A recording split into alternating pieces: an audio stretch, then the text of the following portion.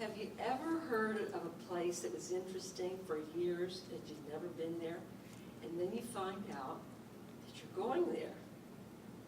Well, this happened to me, and the place was Siberia, Indiana.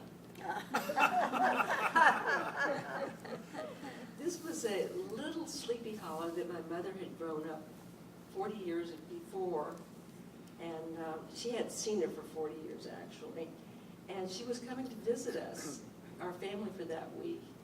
And my husband got the bright idea that maybe we could surprise her with a visit to this town, her town, that she's been away for so long. Well, Mother had a wonderful fit when that was offered to her, so we packed up the next day and went off on an adventure. And it took about 4 hours to get there, and I was thinking, what if I'm disappointed when I get there? I was raised up on these wonderful stories. They were like fairy tales. And what if she exaggerated it? It wasn't the same as I remembered it. Oh, well, we're about to find out anyhow. So when we got there, after a little looking for it, because it wasn't on all the maps anymore, and my mother had some of the buildings that she would remember weren't there now, or vice versa. But we finally drove into this little sleepy hollow, a clearing with neat little houses, not very many, and there were children playing in the schoolyard, so my children immediately jumped out and made friends with these children. And I guess the mothers were looking out their windows and wondering, who is that?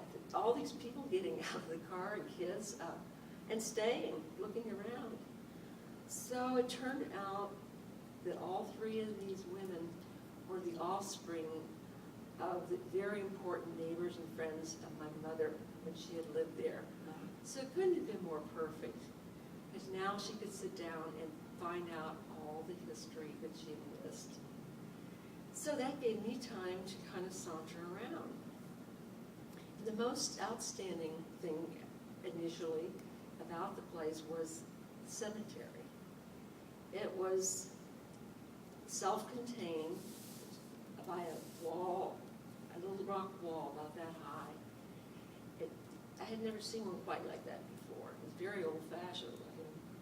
So I slowly walked down and peered into the cemetery, and I remembered Mother telling me as a child that when she was 15, she had been a pallbearer and carried a very small little casket in there. And I remember how amazed I was that she at 15 was doing something that big people do, old people do this. And a little baby, I'd never seen a baby dead. So that was really amazing to me. So I sauntered in and looked around at the gravestones and noticed how many were children and babies. And then I remember her saying one time that back in those days, if somebody got pneumonia like my daughter had gotten earlier, that she might have died because they didn't have drugs then. And if a bug came through a town, it could wipe out a number of children and old people. So this is all coming back to me as I am now moving out and noticing a gravestone just outside the cemetery. And I knew immediately who that was. That was Mr. Bombaleski. Mother had mentioned he was the only one in town who was not Catholic, and so he was not allowed to be buried inside. And I remember being shocked at that, and Mother having a little talk with me about how she felt about that as well. So I sauntered over now to visit with the ladies and my mother, and at one point Mother says, "What do you think of that place over there?" And this was probably the oldest and maybe the shabbiest place I could see in this little burg. And I was trying to figure out why she was mentioning that. I noticed there were some hand-made signs and like advertising milk, 2 for 1 or something like that. I said, "Mom, is this Grandpa's general store that he had had? She said, it sure is. So the ladies then get in on this and said, well, why don't you go in and look around? So all of us squeezed in there, and it was squeezing because it was little, it was old, it was a time warp. Those old wooden shelves didn't have a whole lot on it, but they were more modern things than I would guess were there 40 or more years ago. And I remembered the story of Mother saying that just before Christmas, all the children, all 10 of them, were allowed to go into Grandpa's store and pick out something special as a Christmas gift to their mother.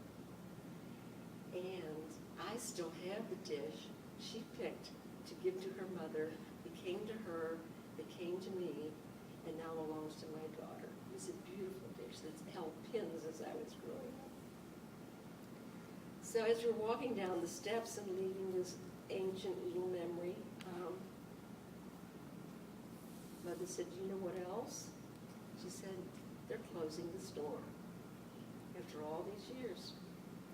She said, today is the last day. I couldn't believe it. I just felt so very, very fortunate because that was an important symbol of the stories and my grandparents' connection in my memory box. So as I was going home on that 4-hour trip, I had time to realize that it was not an exaggeration, the stories about Siberia, and it certainly was not a disappointment.